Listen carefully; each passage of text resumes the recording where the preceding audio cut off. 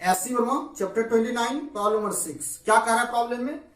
To charge particle है, एक charge है 2 into 10 to the power minus 6 और दूसरा चार्ज है 1 into 10 to the power minus 6 और इनके बीच का सेपरेशन 10 सेंटीमीटर है। क्या कह रहा है प्रॉब्लम में? Where should a third charge be placed such that it experience no net force. हमें थर्ड चार्ज का पोजीशन फाइंड करना है such that third charge experience no net force, means third charge पे नेट फोर्स क्या होगा? 0 होगा। हमने मान लिया ये चार्ज 2 इंटू 10 और माइनस 6 कूलम है और ये चार्ज 1 इंटू 10 और माइनस 6 कूलम। दोनों ही चार्ज पॉजिटिव है, दोनों ही चार्ज पॉजिटिव है। जब दोनों ही चार्ज सेम नेचर को हो, दोनों ही चार्ज क्या हो? सेम नेचर का, दोनों प्लस में हो या माइनस में हो, तो थर्ड चार्ज का पोजीशन इन बिटवीन होगा। अगर मान ले एक चार्ज ए है और एक चार्ज बी है, तो थर्ड चार्ज का पोजीशन इन दो चार्ज के बीच में होगा। मान लेते हैं थर्ड चार्ज का पोजीशन ये है और इसका डिस्टेंस ए से मान लेते हैं x सेंटीमीटर, तो b से ये डिस्टेंस क्या हो जाएगा? ये डिस्टेंस प्रॉब्लम में गिवन है 10 सेंटीमीटर, तो ये क्या हो जाएगा? 10 माइनस x सेंटीमीटर।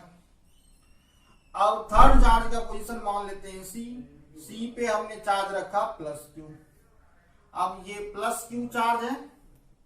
अब इस प्लस q चार्ज पे ए चार्ज राइट के डायरेक्शन में फोर्स अप्लाई करेगा। मान लेते हैं ये फोर्स F है। F इक्वल टू क्या लिखेंगे? K into 2 into 10 to the power minus 6 into Q divided by, और ये सेपरेशन x है, ये हो जाएगा x स्क्वायर। अब इस Q चार्ज पे ये चार्ज लेफ्ट के डायरेक्शन में फोर्स अप्लाई करेगा। मान लेते हैं ये फोर्स F2 है और इस F2 का वैल्यू क्या होगा? K इंटू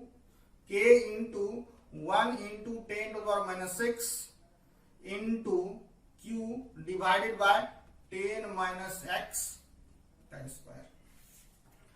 अब C पे नेट फोर्स 0 है, तो हमें क्या करना होगा? इन दो फोर्स को इक्वेट करना पड़ेगा। दो फोर्स का डायरेक्शन अपोजिट है और नेट फोर्स 0 है, तो हमें इसका मैग्नीट्यूड क्या करना है? इक्वल करना है। तो मैग्नीट्यूड इक्वल कर देते हैं। अगर थर्ड चार्ज निगेटिव लेते तो F1 राइट में ना होकर लेफ्ट में होता और F2 लेफ्ट में ना होकर राइट में होता, और इस केस में भी हमें क्या करना होता? F1 इक्वल टू F2 करना होता। F1 का वैल्यू हो गया K into 2 into 10 to the power minus 6 into Q divided by x square, और F2 का वैल्यू हो गया K into 1 into 10 to the power minus 6, ये Q अपॉन 10 माइनस x इसका स्क्वायर। अब इसको सॉल्व करना है। ये K और ये K कैंसिल, ये और ये कैंसिल, Q और Q कैंसिल, और स्क्वायर रूट ले लें दोनों साइड, तो ये हो जाएगा √2 और ये x, और ये क्या होगा? 1 अपॉन 10 माइनस x। अब इसको सॉल्व करना है। ये हो जाएगा x, ये हो जाएगा 10√2 माइनस √2x। अब इसको इधर लाएंगे और x कॉमन लेंगे, ये हो जाएगा √2 plus 1 equal to 10√2। So x का वैल्यू क्या मिलेगा? 10√2 डिवाइडेड बाय √2 प्लस 1। 10√2 प्लस 1, इसको √2 माइनस 1 से ऊपर नीचे मल्टीप्लाई कर देते हैं। इस √2 को अगर इससे मल्टीप्लाई कर दें तो ये हो जाएगा 10√2 इंटू √2 2 माइनस √2, और ये हो जाएगा √2 plus 1 into √2 minus 1, a plus B into a minus B, A square minus B square, ये हो जाएगा 2 माइनस 1। अब ये हो गया 10, ये 2 माइनस 1.41, और इसको 1 ले लें, तो ये हो जाएगा 10 इंटू, ये हो जाएगा 0.59 मीन्स 5.9 सेंटीमीटर। तो थर्ड चार्ज का पोजीशन लार्जर चार्ज से कितना होगा? लार्जर चार्ज से इसका सेपरेशन x सेंटीमीटर है और x वैल्यू कितना आया? 5.9 centimetre. SC Verma chapter 29 problem number 7। क्या कह रहा है प्रॉब्लम में? दो चार्ज है, एक पॉजिटिव और एक निगेटिव। हमें थर्ड चार्ज का पोजीशन फाइंड करना है। Where should a third charge be placed such that it experience no net force. हमें थर्ड चार्ज का पोजीशन फाइंड करना है such that net force on third charge is equal to 0। Third charge पे net force क्या है? 0। हमें इस third charge का पोजीशन फाइंड करना है। मान लेते हैं प्लस चार्ज ए पे है जिसका मैग्नीट्यूड 2 इंटू 10⁻⁻6 कूलम है, और निगेटिव चार्ज बी पे है जिसका वैल्यू 1 इंटू 10⁻⁻6 कूलम है। हमें थर्ड चार्ज का पोजीशन फाइंड करना है। अब यहां पर एक चार्ज प्लस में है और एक चार्ज माइनस में है, तो थर्ड चार्ज का position in between A B नहीं हो सकता है। अब थर्ड चार्ज का पोजीशन इन बिटवीन नहीं है तो क्या होगा? या तो ए के लेफ्ट में होगा या बी के राइट में होगा। अब ये कैसे डिसाइड करेंगे थर्ड चार्ज का पोजीशन ए के लेफ्ट में होगा या बी के राइट में होगा? इसके लिए हमें ये देखना है प्लस चार्ज और माइनस चार्ज में किसका मैग्नीट्यूड कम है। जिसका मैग्नीट्यूड कम होगा यानी जिसका मैग्नीट्यूड सबसे लेस होगा उसी के नियर थर्ड चार्ज का पोजीशन होगा। अब यहां पे जो चार्ज ए पे है इसका मैग्नीट्यूड बी वाले चार्ज के मैग्नीट्यूड से ग्रेटर है, तो थर्ड चार्ज का पोजीशन बी के नियर होगा। बी के नियर का क्या मीनिंग है? राइट साइड ऑफ बी, यानी बी के राइट में होगा। तो मान लेते हैं बी के राइट में एक पॉइंट है सी, और यहां पे एक चार्ज हमने ले लिया प्लस क्यू। अब प्लस क्यू चार्ज लें तो इस प्लस क्यू का डिस्टेंस बी से मान लेते हैं x, और ए बी गिवन है 10 सेंटीमीटर, ये हमने लिया x सेंटीमीटर, तो c का डिस्टेंस a से हो जाएगा x प्लस 10 सेंटीमीटर। अब इस c चार्ज पे, अब c पॉइंट पे जो चार्ज है इस पे ये चार्ज पॉजिटिव चार्ज इस पे राइट के डायरेक्शन में फोर्स अप्लाई करेगा। डायग्राम को हम यहां पे ड्रॉ कर लेते हैं। ये हमने c पे प्लस क्यू चार्ज रखा, इस प्लस क्यू चार्ज पे ये चार्ज राइट के डायरेक्शन में फोर्स अप्लाई किया F1, और इस F1 का वैल्यू हो जाएगा K into 2 into 10⁻⁻6 into Q upon, अब ए चार्ज से सी चार्ज का डिस्टेंस है x प्लस 10, इसका स्क्वायर हो गया। अब इस चार्ज पे, इस प्लस क्यू चार्ज पे बी पे जो चार्ज है या इस पे अट्रैक्टिव फोर्स अप्लाई करेगा, और अगर ये इस पे अट्रैक्टिव फोर्स अप्लाई करेगा तो इसका डायरेक्शन लेफ्ट में होगा। तो ये लेफ्ट में हमने फोर्स दिखाया F2, और इस F2 का वैल्यू हो जाएगा K Q1 into Q2। Q1 का वैल्यू लें 1 इंटू 10⁻⁻6, और Q2 का वैल्यू ले लें Q, और अपॉन R स्क्वायर, और R का वैल्यू हो जाएगा यहाँ पे ये x स्क्वायर। फोर्स का फॉर्मूला क्या है? K Q1 Q2 upon R square. अब C चार्ज में दो फोर्स है F1 और F2, और ये दो फोर्स अपोजिट डायरेक्शन में है, और C पे नेट फोर्स 0 है। अगर नेट फोर्स 0 है तो F1 और F2 का मैग्नीट्यूड इक्वल होगा। अगर C पे पॉजिटिव चार्ज नहीं होके निगेटिव चार्ज होता, या मान लें थर्ड चार्ज निगेटिव होता, तो इस केस में F1 का डायरेक्शन लेफ्ट में होता और F2 का डायरेक्शन राइट में होता, और यहां भी F1 इक्वल टू F2 करते। अब F1 और F2 का वैल्यू रख दें तो F1 का वैल्यू हो गया K into 2 into 10⁻⁻6 into Q upon x plus 10, इसका स्क्वायर, और F2 का value K into 1 into 10⁻⁻6 into Q upon x square. ये कैंसिल, ये Q कैंसिल, ये और ये कैंसिल, और स्क्वायर रूट ले ले, ये हो जाएगा √2 upon x plus 10 equal to 1 upon x। अब मल्टीप्लाई कर दें, ये हो जाएगा √2x और ये हो गया x प्लस 10। x को लेफ्ट में ले जाए और x कॉमन ले लें, तो x कॉमन लेने के बाद क्या बचेगा, √2 - 1 और ये हो गया 10। और यहां से x का वैल्यू क्या मिलेगा, 10/√2 - 1। कैलकुलेशन करने के लिए क्या कर रहे हैं, √2 + 1/√2 + 1। अब √2 + 1/√2 + 1 से ऊपर नीचे ने मल्टीप्लाई कर दिया, ये हो जाएगा 10। √2 का वैल्यू कितना हो जाएगा, √2 का वैल्यू होगा 1 कैलकुलेशन को सिंपल रखने के लिए √2 का वैल्यू 1.4 लेते हैं और ये +1, और नीचे ये हो जाएगा √2 - 1 × √2 + 1, 2 - 1, और ये हो जाएगा 10 × 2.4 डिवाइडेड बाय 2 - 1, ये हो गया 1, तो ये हो गया 24 सेंटीमीटर।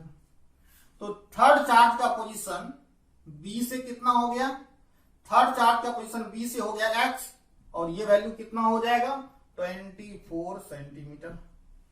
और थर्ड चार्ज का पोजीशन ए से क्या होगा, x + 10, और x की वैल्यू कितना है, 24, तो 24 अगर यहां रख दें, ये हो जाएगा 34 centimetre. SC Verma chapter 29 problem number 8। दो चार्ज पार्टिकल है Q1 और Q2, इनके बीच का सेपरेशन 1 सेंटीमीटर है, और इसमें पूछा गया है what is the minimum possible magnitude of electric force acting on each charge. हमें ईच चार्ज पे लगने वाला minimum possible magnitude of force find करना है। क्या फाइंड करना है, इन दो चार्ज पार्टिकल के बीच लगने वाला फोर्स का मिनिमम वैल्यू हमें फाइंड करना है। मान लेते हैं ये Q1 ये Q2 और इनके बीच का सेपरेशन R = 1 सेंटीमीटर है। 1 सेंटीमीटर मीन्स 10⁻⁻2 मीटर। अब फोर्स का फॉर्मूला क्या होता है, इन दोनों के बीच रिपल्सिव फोर्स लगेगा। हमने दोनों चार्ज को पॉजिटिव कंसीडर किया है, तो फोर्स क्या होगा, रिपल्सिव फोर्स होगा। और फॉर्मूला क्या होगा, K_Q1 Q2 divided by R²। F का वैल्यू रख दें, तो K का वैल्यू क्या होगा, 9 × 10⁹ into Q1 into Q2 upon R का वैल्यू 10⁻²। तो ये F = हो गया 9 × 10⁹ upon 10⁻⁴ into Q1 Q2। F का मिनिमम वैल्यू चाहिए, तो मिनिमम वैल्यू के लिए F के मिनिमम वैल्यू के लिए Q1 इंटू Q2 का मिनिमम वैल्यू रखेंगे, और Q1 और Q1 का मिनिमम वैल्यू क्या होगा, ये होगा 1.6 × 10⁻⁻19, और Q2 का भी मिनिमम वैल्यू क्या होगा, 1.6 × 10⁻⁻19 कूलम। तो हमने Q1 और Q2 का मिनिमम वैल्यू नोट कर लिया है। अब ये वैल्यू यहां पे रख देते हैं, तो ये हो जाएगा 1.6 × 10⁻⁻19 इंटू 1.6 × 10⁻⁻19। अब ये हो गया 9 इंटू 1.6 इंटू 1.6, 9 इंटू 1.6 इंटू 1.6, ये हो जाएगा 2.56 इंटू 10⁻, ये हो गया 9, और ये हो गया -19 -38, और ये -4 जब ऊपर ले जाएंगे तो प्लस होगा। अब इसको मल्टीप्लाई करेंगे 9 इंटू 2.56, ये अप्रॉक्स 23 आएगा, इंटू 10⁻, क्या होगा, और ये हो जाएगा 10⁻9 + 4 13 -38, ये हो जाएगा -25। तो F का मिनिमम वैल्यू हमें क्या मिलेगा, इसको हम लोग लिख सकते हैं 2.3 × 10⁻⁻24, और यूनिट हो गया Newton. SC Verma chapter 29 problem number 9। क्या कह रहा है प्रॉब्लम में? Estimate the number of electrons in 100 gram of water. 100 gram of water में कितना नंबर ऑफ इलेक्ट्रॉन है, ये हमें एस्टिमेट करना है। सेकेंड पार्ट में क्या कर रहा है, how much is the total negative charge on these electron, और इस इलेक्ट्रॉन पे टोटल नेगेटिव चार्ज क्या है, ये हमें फाइंड करना है। तो amount of water, amount of water, यह 100 ग्राम, water means H2O। Molecular weight कितना होता है वाटर का, ये होता है 18 ग्राम पर मोल। अब ये 100 ग्राम में अगर 18 से डिवाइड कर दें तो ये हमें मिलेगा नंबर ऑफ मोल्स। क्या मिलेगा? Number of moles. Number of moles हमें मिल गया 100 डिवाइडेड बाय 18। अब नंबर ऑफ मॉलिक्यूल्स, अब नंबर ऑफ मॉलिक्यूल्स क्या होगा, एक मोल में 1 मोल में 6 into 02 into 23, 6 into 02 into 10 to the power 23, इतने मॉलिक्यूल्स होंगे। तो इतने मोल में कितने मॉलिक्यूल्स होंगे, तो 100 अपॉन 18 को मल्टीप्लाई कर दें 6.02 इंटू 10 टू द पावर 23, तो ये हमें मिला नंबर ऑफ मॉलिक्यूल्स। और 1 मॉलिक्यूल में कितने इलेक्ट्रॉन होंगे, तो हाइड्रोजन का 2 एटम है और ऑक्सीजन का 1 एटम है। तो हाइड्रोजन के 1 एटम में 1 इलेक्ट्रॉन होगा, तो हाइड्रोजन का यहाँ पे 2 एटम है, तो 2 इलेक्ट्रॉन हाइड्रोजन के और ऑक्सीजन में 8 इलेक्ट्रॉन। तो total number of electron in 1 molecule of H2O क्या होगा, 2 प्लस, इसको लिख सकते हैं 1 इंटू 2 प्लस 8 इंटू 1। ये हो गया number of electron in hydrogen, और ये हो गया number of atom of hydrogen, और ये हो गया number of electron in oxygen, और ये हो गया number of atom of oxygen. तो टोटल नंबर ऑफ इलेक्ट्रॉन हो गया 10, और नंबर ऑफ मॉलिक्यूल्स ये है, और 1 मॉलिक्यूल में इतने इलेक्ट्रॉन्स हैं, तो टोटल नंबर ऑफ इलेक्ट्रॉन्स क्या होगा, इसका मल्टीप्लाई इससे कर दें, ये हो गया 100 upon 18 into 6.02 into 10 to the power 23 into 10।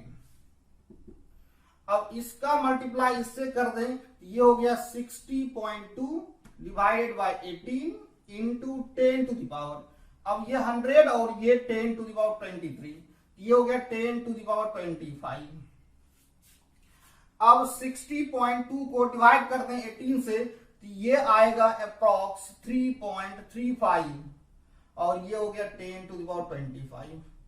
तो फर्स्ट पार्ट का आंसर क्या होगा, 3.35 इंटू 10 टू द पावर 25। अब सेकेंड पार्ट में क्या कर रहा है, total negative charge, total negative charge. अब एक इलेक्ट्रॉन पे कितना चार्ज होता है, 1.6 इंटू 10 टू द पावर -19। इतना चार्ज, इतना कूलम्ब चार्ज एक इलेक्ट्रॉन पे होता है। तो इतने इलेक्ट्रॉन पे कितना चार्ज होगा, ये हो जाएगा, इससे हम इसको मल्टीप्लाई कर दें, तो ये हो गया 3.35 इंटू 10 टू द पावर 25। तो ये हो जाएगा 1.6 into 3.35 into 10 to the power, यहाँ पे -19 और यहाँ पे 25 है, तो ये हो जाएगा 10 टू द पावर 6, और यूनिट हो जाएगा कूलम्ब। अब इसका इससे मल्टीप्लाई करेंगे तो ये आएगा अप्रॉक्स 1.6 इंटू 3, अगर मल्टीप्लाई करें तो 1.6 इंटू 3, ये हो जाएगा 4.8 और 4.8, तो ये 4.8 ये अप्रॉक्स 5.3 के इक्वल होगा, approx 5.3 into 10⁶ coulomb. SC Verma chapter 29 problem number 10 क्या कह रहा है प्रॉब्लम में?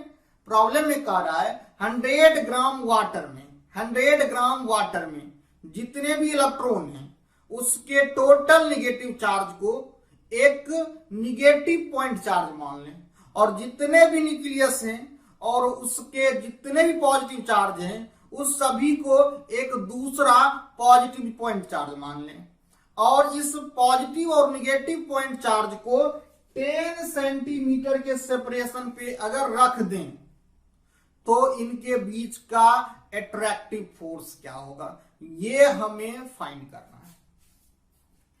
100 ग्राम वाटर गिवन है, 100 ग्राम वाटर गिवन है।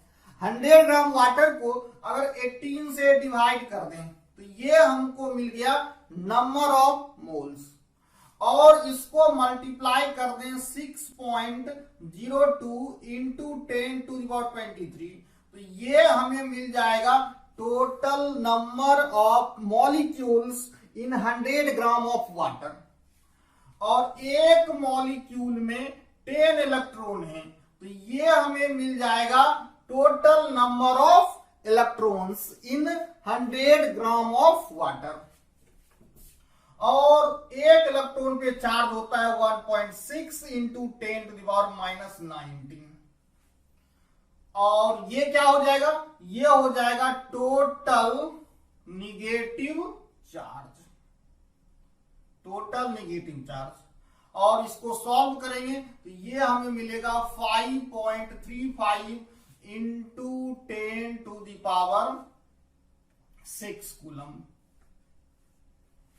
अब 100 ग्राम वाटर में कितना निगेटिव चार्ज होगा, 5.35 इंटू 10⁻6 कूलम, और इतना ही चार्ज न्यूक्लियस पे होगा तो ये हो गया निगेटिव चार्ज। मान लेते हैं ये चार्ज क्यू है, ये निगेटिव चार्ज हो गया, और इतना ही चार्ज न्यूक्लियस पे होगा, इसको मान लेते हैं प्लस क्यू चार्ज, और इनके बीच का separation r equal to 10 centimetre है। 10 सेंटीमीटर का मीनिंग हो गया 10 इंटू 10⁻⁻2 मीन्स 10⁻⁻1 मीटर। अब एक निगेटिव एक पॉजिटिव, तो इनके बीच का अट्रैक्टिव फोर्स हमें फाइंड करना है। तो ये अट्रैक्टिव फोर्स क्या होगा, F इक्वल टू ये होगा KQ1Q2 by R square. K का वैल्यू 9 इंटू 10⁹ इंटू Q1 और Q2, Q1 का वैल्यू भी यही है और Q2 का वैल्यू यही है, तो ये हो गया 5.35 इंटू 5.35 इंटू 10⁶ इंटू 5.35 इंटू 10⁶, ये हो गया K, ये Q1 ये Q2 upon R square means 10⁻⁻1 का स्क्वायर। अब इसको सॉल्व करेंगे, ये क्या मिलेगा 9 इंटू 5.35 इंटू 5.35 इंटू 10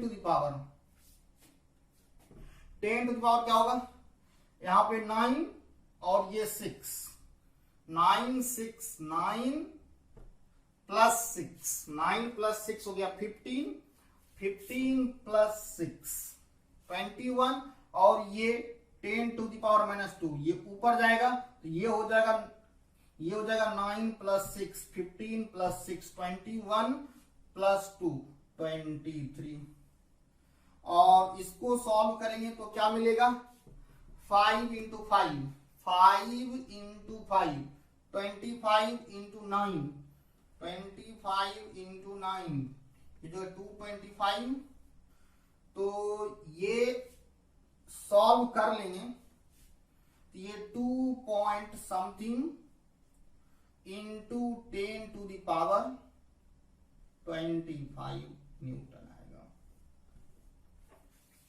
अब लास्ट में कह रहा है compare it with your weight, यानी इसको वेट के साथ कंपेयर करना है।